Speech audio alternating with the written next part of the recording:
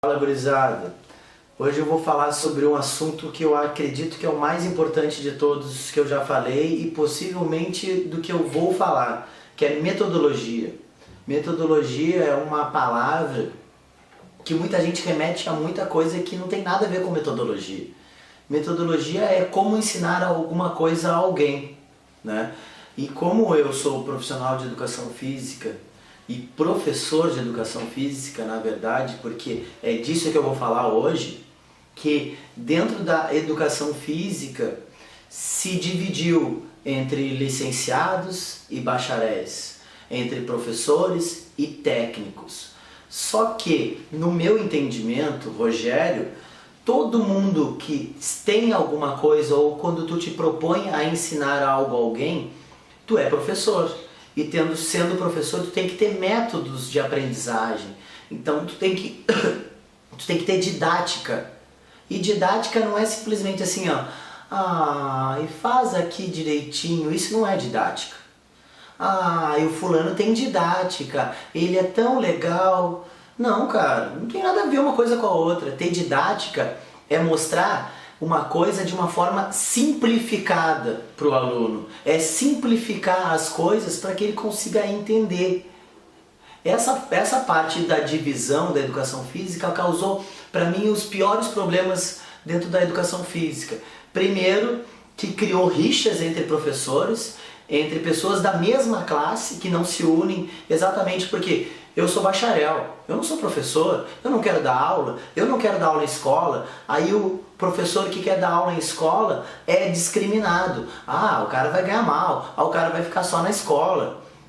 Não tem nada a ver uma coisa com a outra. A própria classe fala mal da própria classe. E ao contrário de que muita gente aí acredita, eu não falo mal da minha classe, muito pelo contrário. Eu falo muito bem do professor, que tem muitos professores muito bons, que têm didática, que têm metodologia, que trabalham, que fazem muita gente melhorar nas suas mãos, seja professor de escola, seja professor de clube, seja professor de academia. Só que eu sou absolutamente contra aqueles que não têm método, não têm didática, não sabem o que estão fazendo, que caíram ali de paraquedas. E tem um monte de gente que caiu de paraquedas há 2 meses, há 1 ano, há 5 anos, há 20 anos. Estão aí e caíram de paraquedas porque não tem método. Eu vou exemplificar algumas coisas nesse vídeo, por isso que ele até vai ser um pouco mais longo. Primeira coisa, quando eu vou ensinar algo a alguém, eu tenho que ter uma progressão pedagógica. O que é uma progressão pedagógica? É do simples até um pouco mais complexo, até chegar nas fases mais difíceis. O que eu vejo quase todos os dias por muitos anos na minha vida?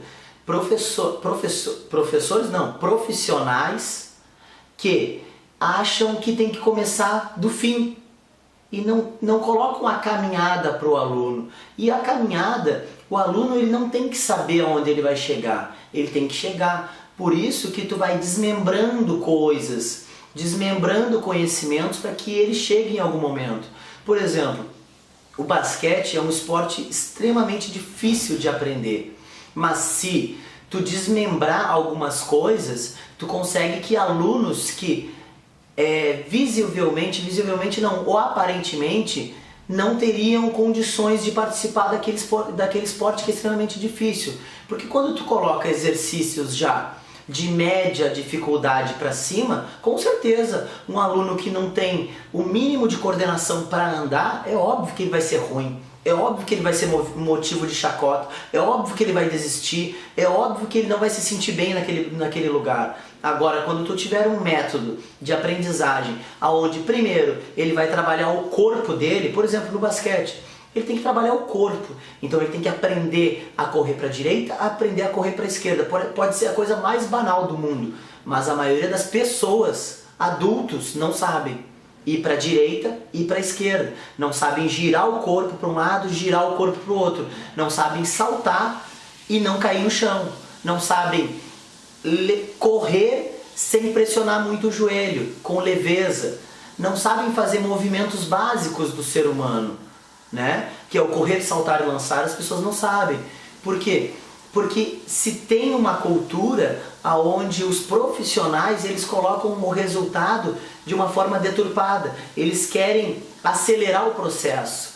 Então o indivíduo, o aluno, por exemplo, vou continuar nesse exemplo do basquete, para ele chegar na fase de arremessar, fazer uma bandeja, fazer movimentos mais complexos, ele tem que primeiro equilibrar o corpo dele. Muitos deles não conseguem correr e quicar a bola. Só que esse momento, ele primeiro tem que aprender com o corpo dele. Então ele gira com o corpo, ele abre as pernas, ele se desenvolve, ele se desloca, ele aprende a usar o centro de gravidade dele, coisa que ele não precisa saber esse termo, centro de gravidade.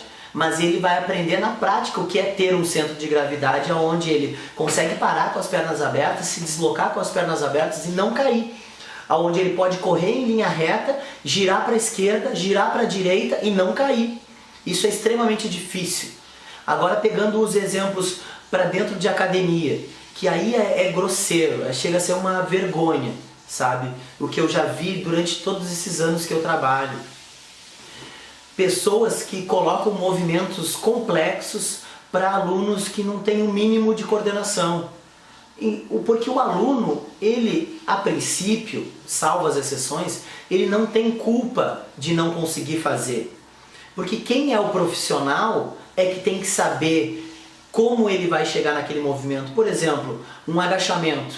Um agachamento é um movimento muito complexo, porque ele é simples, mas ele é complexo no sentido de que ele precisa de um equilíbrio corporal muito grande, ele precisa que o teu quadril esteja muito forte e com mobilidade, porque flexibilidade e mobilidade não é a mesma coisa.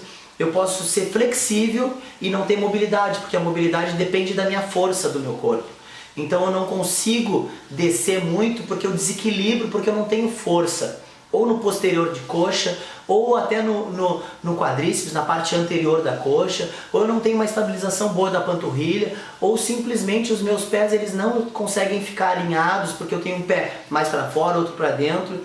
O meu calcanhar eu não consigo colocar ele no chão, que ele fique fixo no chão, porque eu não tenho força no glúteo, eu não consigo jogar o glúteo para trás, eu tenho o glúteo retraído para frente, eu tenho uma má postura na cervical, eu tenho problema na lombar, tudo isso interfere.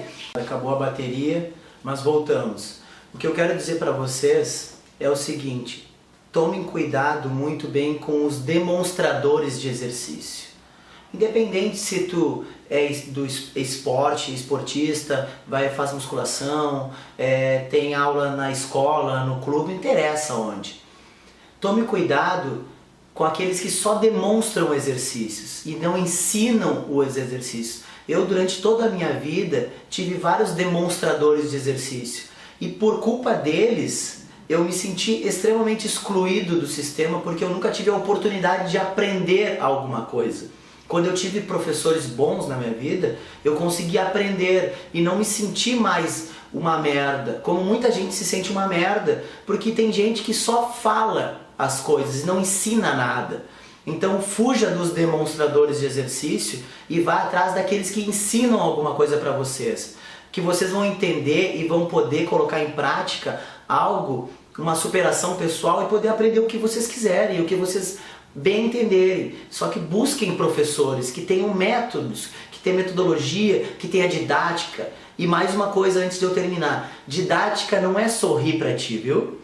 Didática não é dizer assim, ai, que legal, fez muito direitinho, bate palma pra ti. Não é, fez certo, fez errado, arruma aqui, coloca o pé pra lá. Não vamos fazer assim, vamos voltar, vamos repetir 3.000 vezes se for necessário. Isso sim é didática e ter metodologia de ensino. Valeu?